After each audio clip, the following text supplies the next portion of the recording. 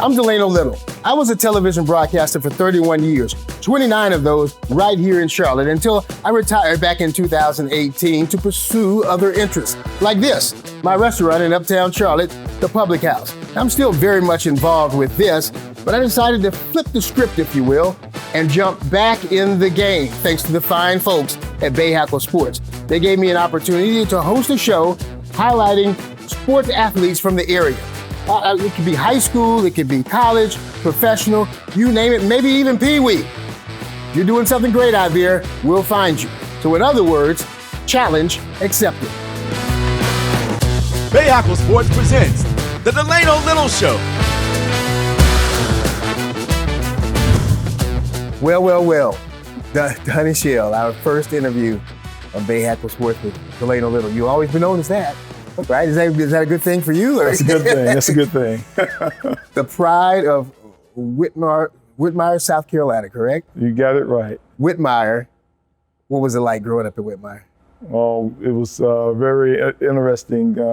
Small community, but real tight community, and they love sports. So I played football, baseball, basketball, and ran track.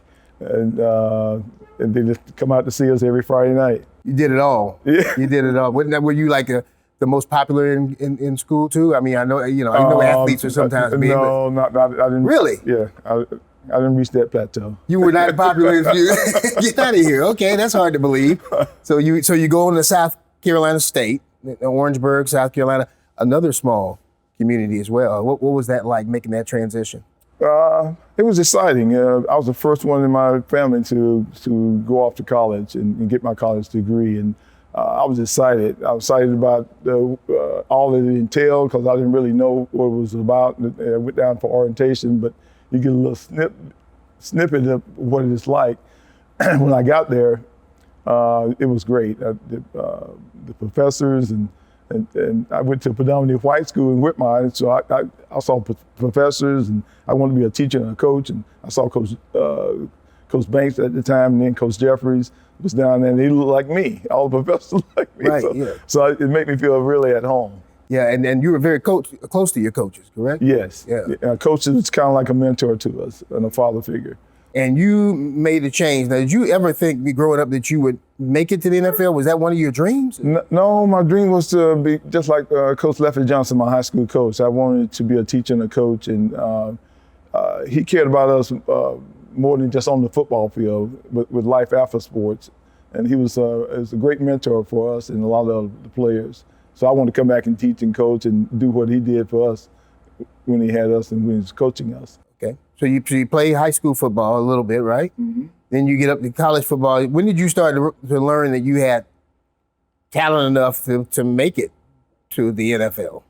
I really didn't. Like I said, it wasn't really my goal. But the opportunity came, and I think my senior year, I led the nation in interception with 8.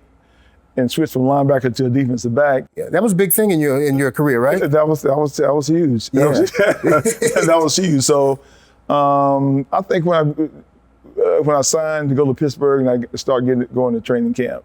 Yes. All right. So you're in Pittsburgh, and this is what I found, because you do a little bit of research. I do a little bit of research, and I obviously I'm thinking about how did he get to be that good. And I was a wide receiver at Georgia Southern, so I would like to stay away from you as a safety. I didn't want any part of somebody like you, because you hit pretty hard too, right? You were a hard hitter. Look at the smile. Look, that smile does not fool anybody. That smile is lethal. I mean, your nickname was Torpedo, right? So says Dwight White, who gave me that name. I hear you. Now, when you think about that, and you go undrafted, you don't get drafted. Was that a challenge to you to basically see that, because you're going in there with that 1974 class that had 4 Hall of Famers on it. They all went in the Hall of Fame before you. They were all drafted. You were not drafted. Maybe it wasn't that bad because you didn't know exactly who they were, right? When you got there, you knew their names, but I knew who they were. You knew who they were. Okay. I knew who Franco Harris was, and Joe Green, and Terry Bradshaw, all the stars and people that they had up there. But I think South Carolina State University prepared me to go and be successful, Delano. because when I left, I had a conversation with Coach Jeffries, and he told me that I can do whatever I want to do. You don't have to be from UCLA or USC or Notre Dame to be a football player. You just go up there and show them some of that bulldog tenacity done, and you'll be all right. Gotcha. And you definitely did that. I mean, when 4 Super Bowls, what was it like that whole run? I mean, were you guys like, did you feel like rock stars? I know you're not the biggest partier, but did you feel like rock stars when you walked around in Pittsburgh or everywhere? Yeah, only in Pittsburgh you feel like a rock star. Right now, I can go back now. I'd be recognized in the airports and everything. I can go, and in Rock Hill, where I live at now, I can go to Walmart and I can shop and nobody say anything to me. That's crazy, right? But the fan base is, they're fanatical. Right. But great fans. They know football and they love their Steelers. Yes. Do you go back to Pittsburgh often? It's often that I can get back. Well, that's excuse me, for a reunion. And I think Mel Blount's going to have a golf tournament on August 29th. I'm going back up there and support him and Mel Blount youth initiatives up there. So you guys keep in touch? Many of you guys keep in touch? Oh, absolutely. It's I think we talked a little bit earlier, Delano, it's about relationships. We had a great relationship, not only on the football field, but off the football field, doing different things with our families, doing Thanksgiving, having Thanksgiving dinner and cooking out and bringing the kids over and eating. And those are things that people never saw, but that's what brought us really close. Fantastic. Yeah. Now you, once again, the 4 Super Bowls were one of the biggest dynasties of all time as far as the NFL is concerned. And you continue to move forward, and you're not elected into the Hall of Fame a couple of times when people thought you should have been. Was that concerning you at all? Were you I'm sure you were disappointed. That's kind of a stupid question, but no, it's a good question. Yeah, but how did you handle that? No, at the beginning I was real concerned, and then as the time went on, it was a blessing to me, Delano. It taught me how to wait and be patient and trust God. And I said, well, you brought me this far. You know, if that's what you want for me, then you'll open the door whenever you get ready. And sometimes I think the Lord allows us to. I'm just see whether He's willing to wait, and see if He's going to keep the faith and keep trusting me, and all those things He was building in me. And when the time came, it was tremendous. That's fantastic. With our producer of this show, Angie, said to me she watched your Hall of Fame speech, and I was embarrassed I hadn't seen it when it actually, even though you were a 2020 class, you got inducted in 2021 because of the pandemic, and I hadn't seen it, so I couldn't let Angie have one up on me, so I had to go watch the speech as well. And I got to tell you, how with everything that happened to you and overcoming not being drafted, not being elected in what a timely fashion that you probably should have been. How in the world, because you were very cool, you're cool as a cucumber when you did that speech. How in the world did you not break down? Are you a tearful guy, or how did you break down? How did you not get through that? Yeah. When the president of the Hall of Fame called me and told me I was elected, that's when I did my crying. I did my crying. I understand. About a day or two. Yeah, what was that like when he called? What happened? My wife said I talk all the time, and all that they were lost for words. I had a loss for words. I really couldn't express myself. I was so overjoyed and so happy because I think I did it the right way, and with the Lord helping me along that way and waiting on something, and then all of a sudden you get it. And I was at peace. If I didn't get it, I would have been fine too. But if I did get it, I told the Lord I would give Him all the glory for it, because only God can take someone undrafted in 17 rounds in 1974, going to Pittsburgh Steelers. Everybody had made All-Pro in their secondary and trying to break in on the secondary, and then be All-Pro 4 Super Bowls, and then be elected to the Pro Football Hall of Fame. That's amazing. That's a tremendous career. Fantastic. And one question I feel like I have to ask you is, being a former wide receiver, I know you were known to hit people pretty hard coming across the middle. Yes, you were. Don't start with that stuff again. Look at this. No, I'm not buying it. I know. Tell the folks, look at this face. I know what you safeties were about. You guys were damaging and causing trouble. What would you say? What do you say now when you see the NFL as it's grown into, as far as not being able to hit the receivers? Because back in the day, it was wide open. I mean, yeah, you could hit the wide receivers until the ball was thrown in the air. You can do it. It can be 30 yards down the field. You can chuck them. It was legal. But now I think the NFL has done right. They're trying to keep people safe and guys safe. It's tough enough playing as it is, taking all those hits and bruises and bumps, and when you don't have to take an unnecessary hit, I agree with that. Fantastic. Well, the thing I like about you most is when I called you, and I've always respected you, but I called you and I said, can we do the interview? I'd love to have you be our first interview. And you said, yeah, I would like to do it, but I would really love to include my son and my good friend Mark. That just speaks to your character. And why was that? Because I think all my life I tried to be a servant leader, one who's motivated by love and humility, but demonstrated by example. And all my life, Delano, people sold into me, my parents and my coaches, my teachers. They always looked out for me and cared for me. So that's what I try to do with other people. Well, we're going to bring in your son first, and we want to hear him talk with you and see how you guys interact. I can already tell he's already looking out for you as far as your collar is concerned. So I can know there's a lot of love there. So we're going to break down and bring him in, okay? Thank you. Yep.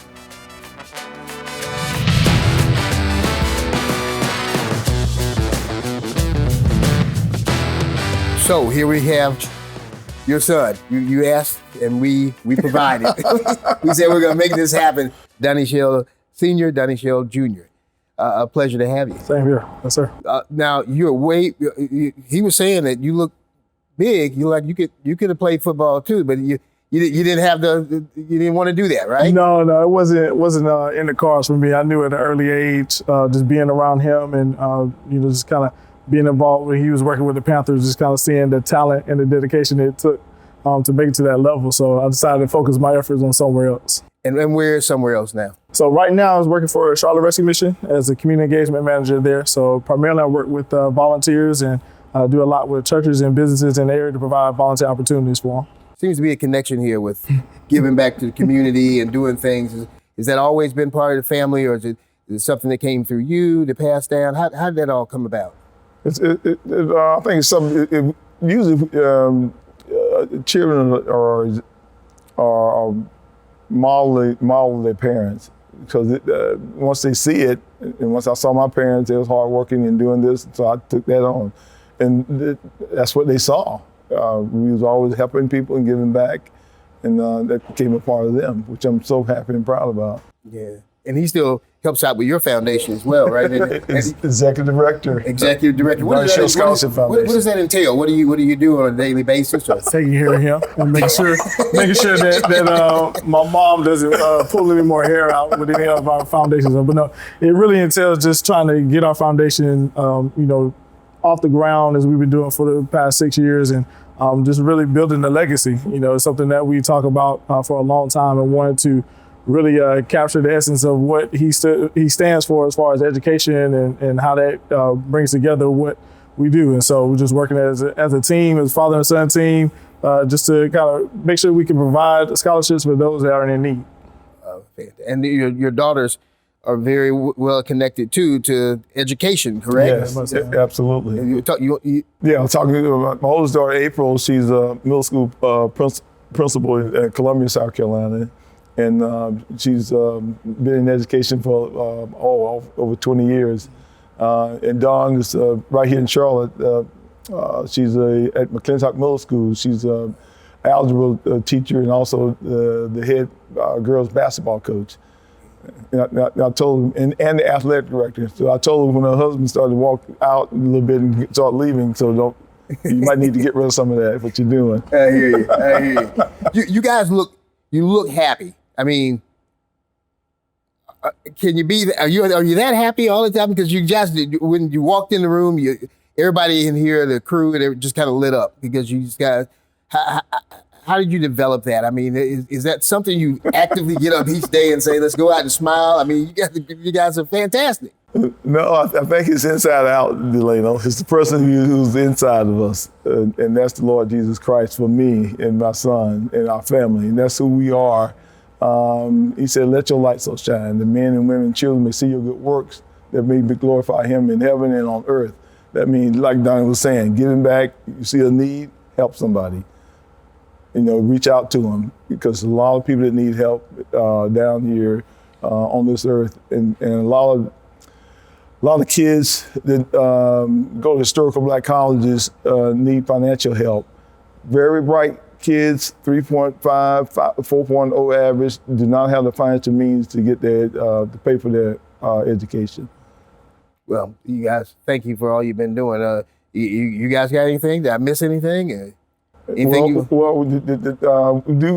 a fundraiser for the foundation. Yes. Okay. What's the fundraiser? Yeah. So we established the Donnie Shell Sr Foundation about 6 years ago. We've been doing our annual golf tournament that we have. We've been fortunate enough to relocate it to TK, South Carolina, and work with their team down there. It's been great. Right now, what we're focusing on is our endowment program. So what we're trying to do is raise $1 million to be able to have an endowment fund that will supply scholarships continuously for the students that we serve. So we've primarily been down at South Carolina State University, but we're looking to expand to, John C. Smith University is one that we're going to target this year.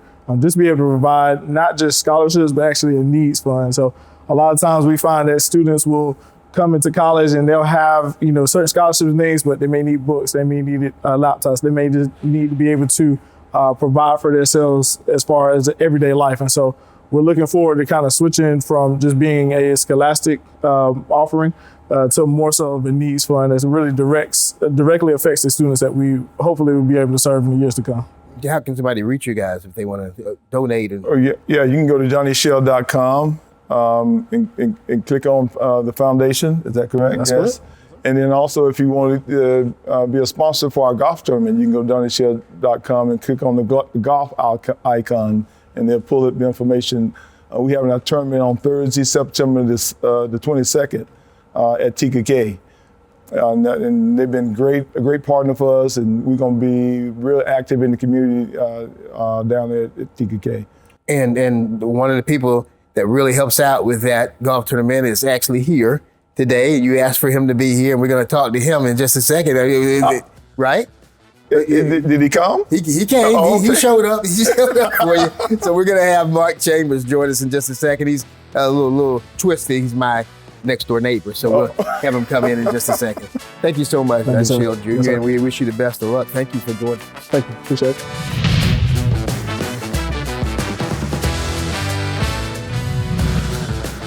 So here we go. We got the golf tournament that we talked about, and there's a reason that you have the golf tournament as part of your foundation, and it's because of this man right here. The relationship between you two is just fascinating to me. That's correct. And we was at dinner one night, and we was with our friend Johnny Cope, and Mark was saying, well, why don't you have a golf tournament, charity golf tournament, and raise money and start a foundation?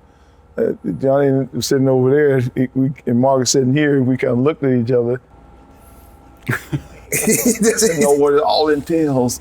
Yeah, because it takes a lot to put on a golf tournament, doesn't it? Why did you have that? And how did you meet in the first place? How did you guys meet? Okay, so mutual friend of his great friend John Stallworth, had a similar foundation down in Huntsville, Alabama.